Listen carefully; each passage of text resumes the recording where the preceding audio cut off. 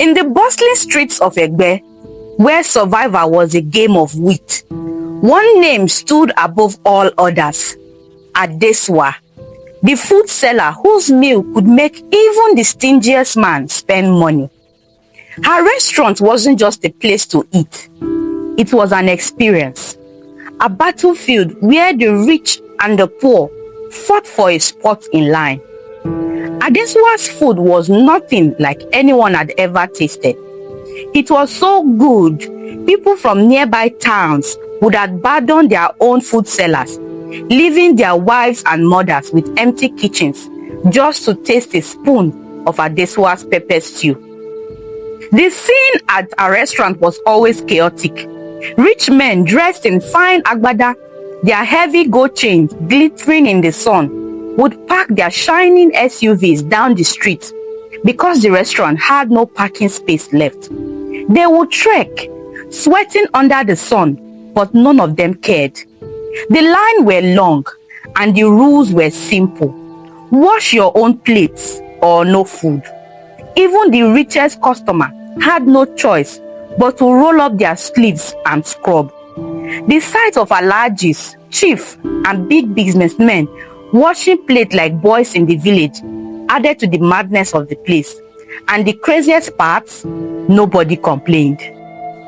One memorial day, Chief Dele, a man with enough money to build 10 restaurants, swaggered into Mama T's food, Adesua's kitchen, with his young side chick. The girl was slim, light-skinned, and wearing a gown so tight it looked like she had been poured into it.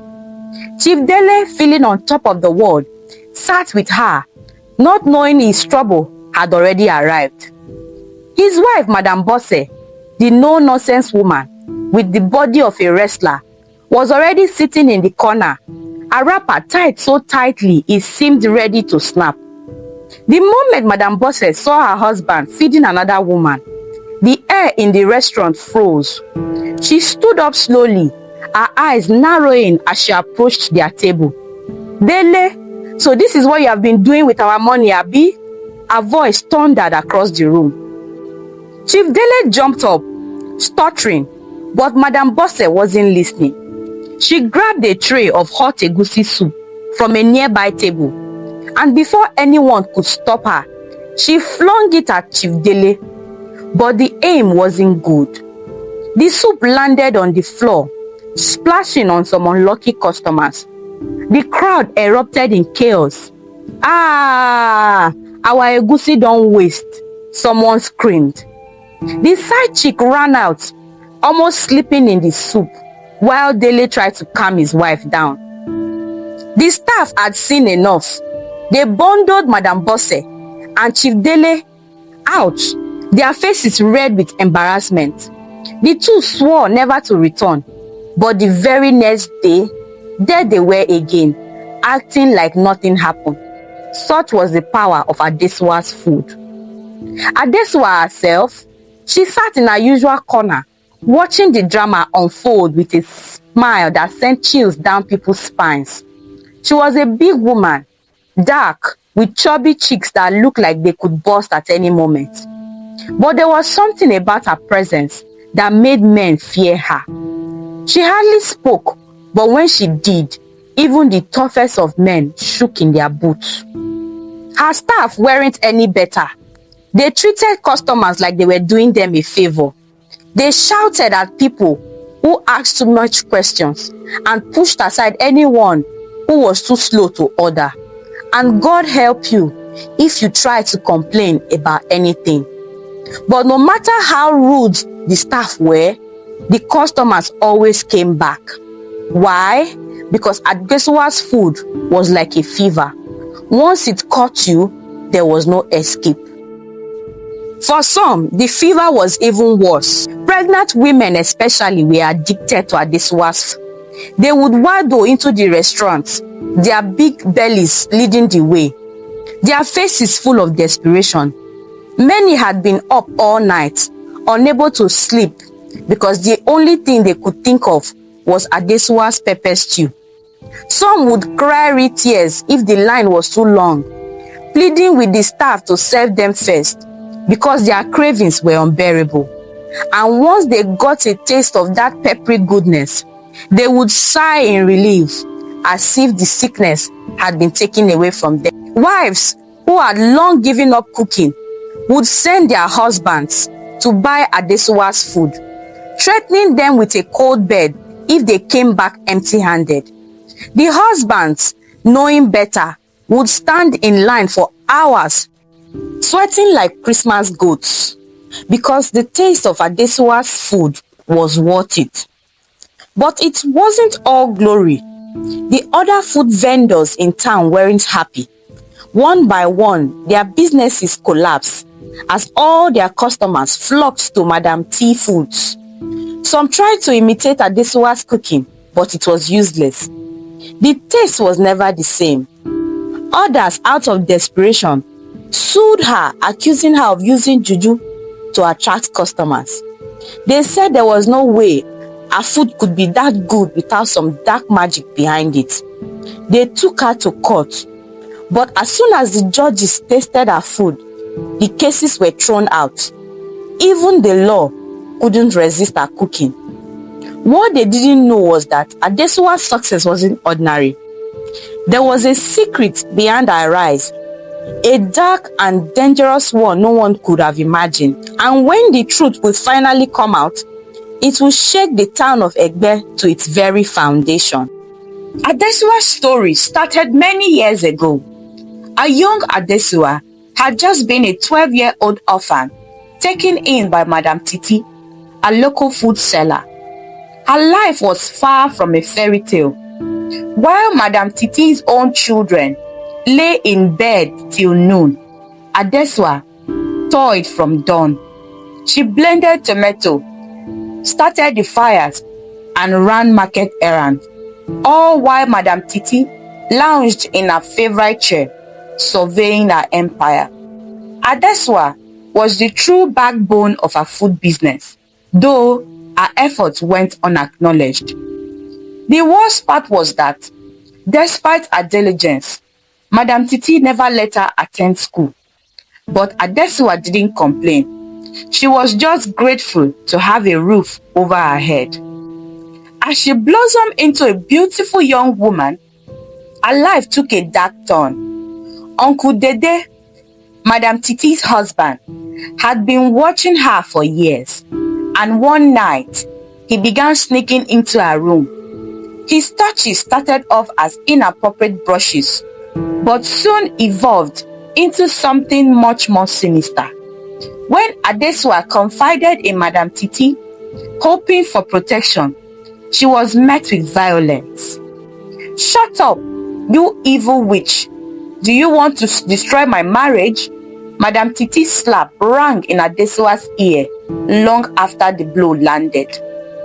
That night, Uncle Dede returned to Adesuwa's room. "See yourself now. Instead of you to keep quiet and be a big girl, you wait to run your mouth. No one can save you here," he whispered menacingly. Adesuwa cried into her pillow that night, cursing her fate, but her silent screams were never answered. Uncle Dede's assault continued for years. When she turned 18, her body betrayed her with a pregnancy. Terrified, she approached Madam Titi, praying for some understanding. But her revelation was met with even more fury. "So, you have been sleeping with all those small boys from my restaurant, eh?" Madam Titi's voice dripped with venom. Adesuwa shook her head, her tears falling freely. "It's your husband," Adesuwa whispered. The slap came down even harder this time. "You seduced my husband, didn't you? Get out of my house." Madam Titi barked. Adesuwa's belongings were thrown out, and she was left standing in the pouring rain, clutching her stomach and her polythene bag. She cried until she had no more tears left. The world has turned its back on her. But as the storm passed, something inside Adesuwa stirred. I have been running Madam Titi's business since I was a child. I know this trade. I would survive, she thought to herself. With nothing but the clothes on her hands, Adesua left Egbe, determined to forge her own path. Adesua arrived in Oka, a new town with nothing but hope and determination. She managed to secure a job as a cook at a local restaurant. Her culinary skills were unmatched, and soon her boss took notice. He offered her a small room in the back of the restaurant as accommodation. For the first time in a long while, Adesua felt a glimmer of security, but it didn't last long. Rumors spread like wildfire.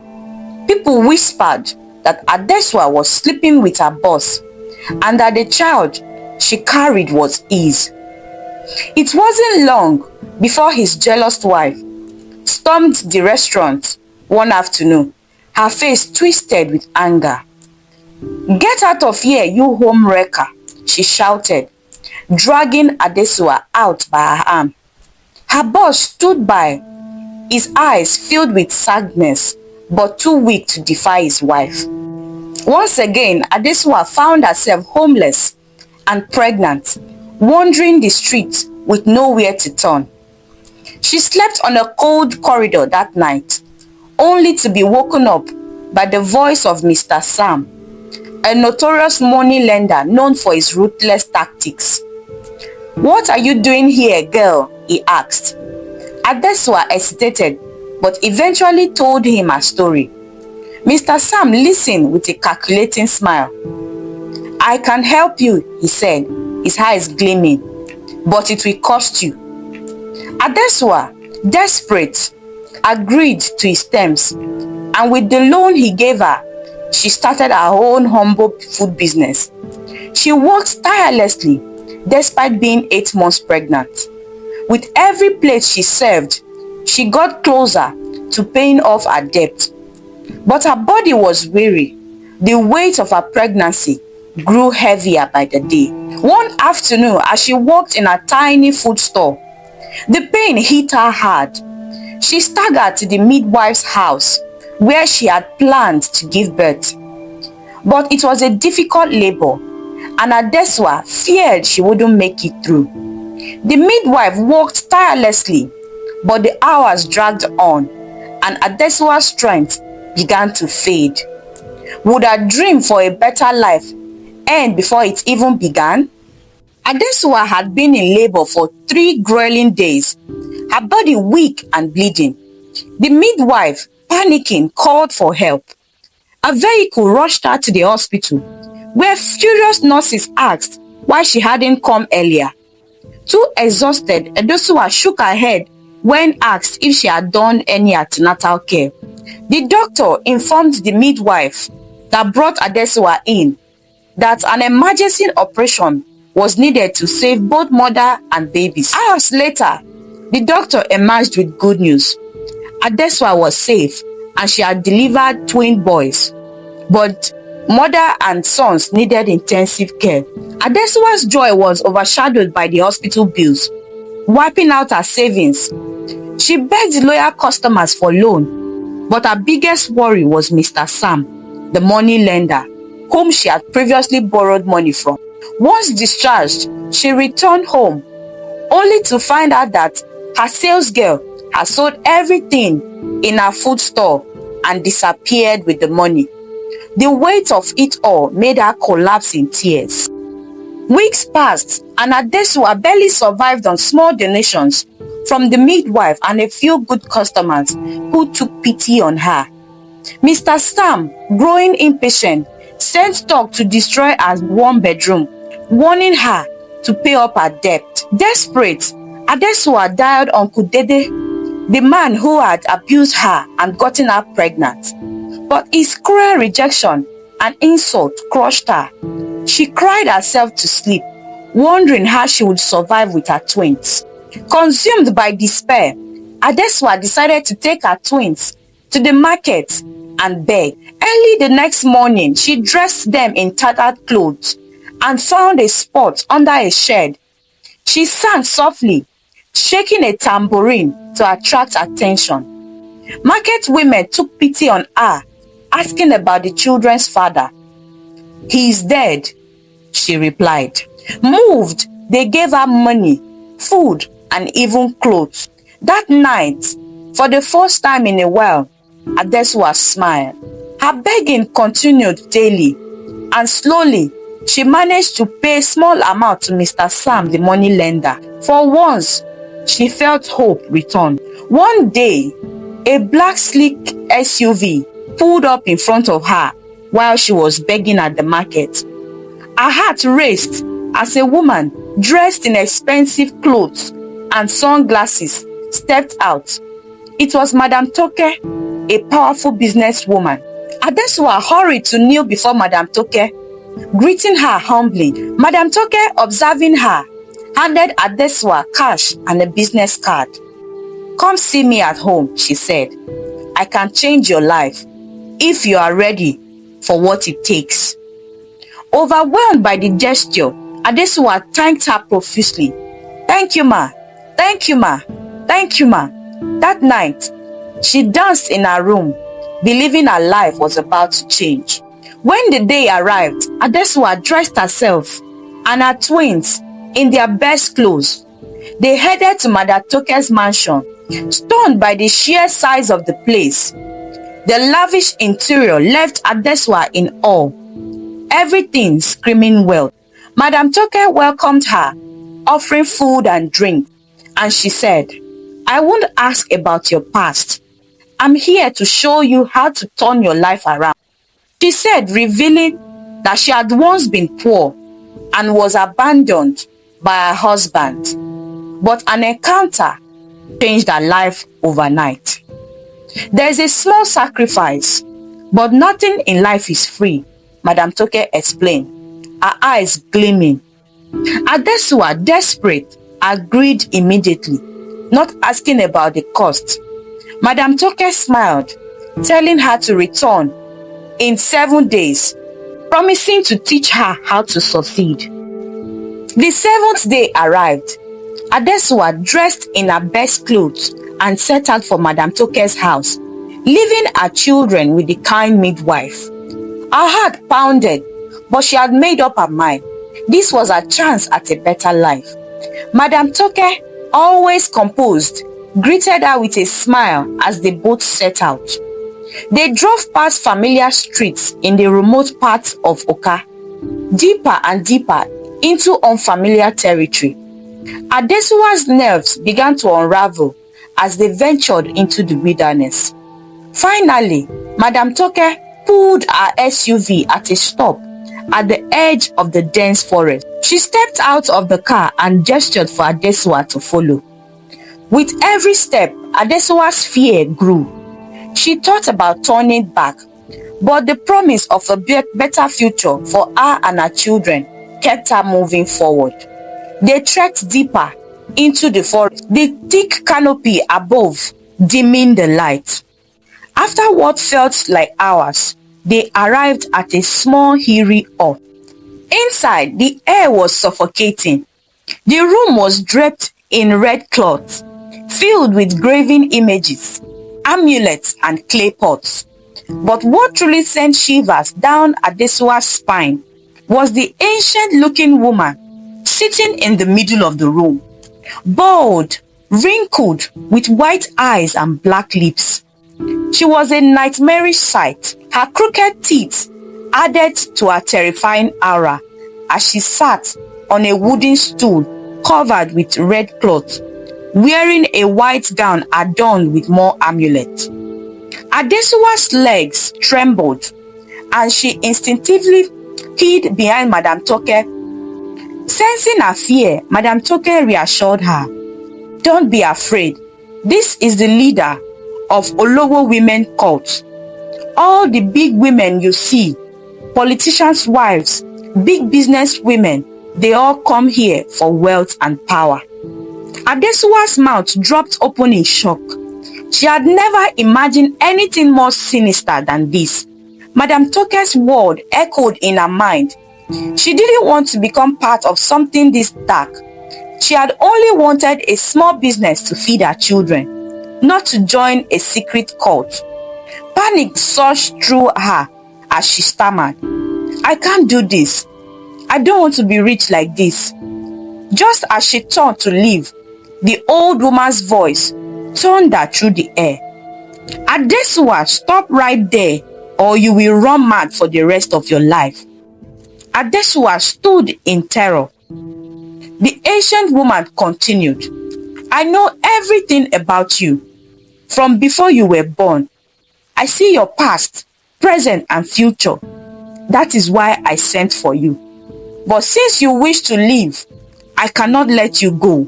You know too much." Her voice dripped with menace. "I will give you 3 options. 1, you will die in 7 days. 2, you will run mad for the rest of your miserable life. Or 3, you will join us and become rich and powerful. Choose wisely." Adesua collapsed on her knees, sobbing. The first 2 options were unthinkable. She had 2 children who needed her. After what felt like an eternity, she looked up and whispered, "I will join." The ancient woman smiled wickedly. "Very good. Step forward." Adesua shuffled forward, her heart hammering. The old woman handed her a calabash filled with a dark liquid. "Drink." Adesua's hands trembled as she raised the calabash to her lips. The vile liquid sliding down her throat. She gagged but managed to keep it down. The old woman cackled, "You are now one of us. Wealth and power will be yours. But remember, nothing comes for free. Pay your dues or you will run mad, and your empire will crumble." The old woman handed Adesua a bundle of cash. "This is your capital. Open a restaurant. Your food will be irresistible. Big men and women will flock to you, but you must follow the rules. Every meal you cook must contain certain ingredients." Adesua's stomach turned. "What ingredients?" she asked. "Used sanitary pads, pubic hairs of young girls, and this potion," the woman said, handing her a small vial. "Every morning, perform the rituals in a secret room where no one can see you. Add the mixture to your food and success will be yours." Adesua's hand shook as she took the money and the vial.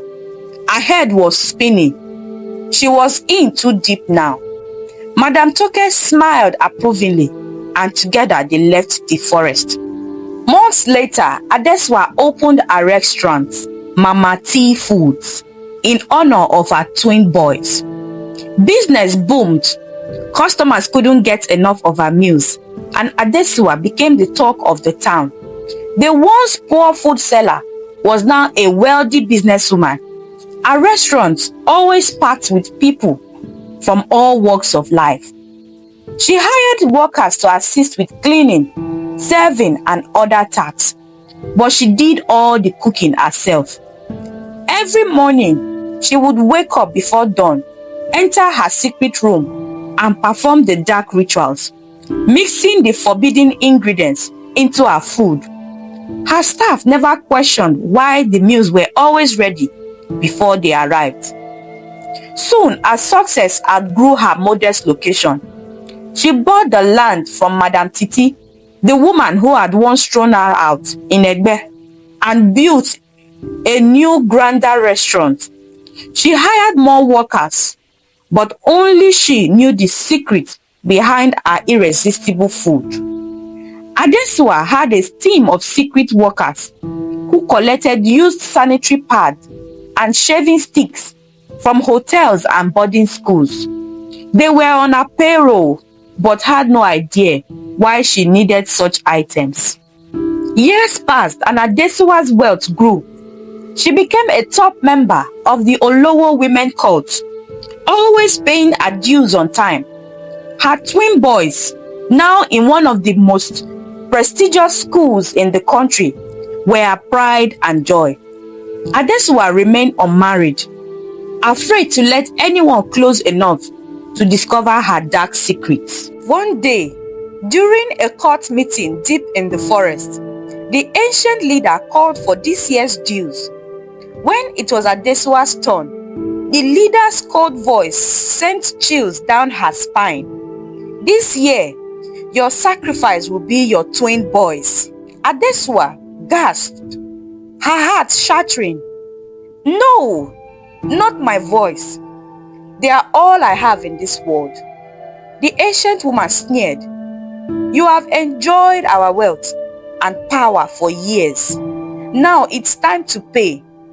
Either you sacrifice your boys or you run mad. Choose."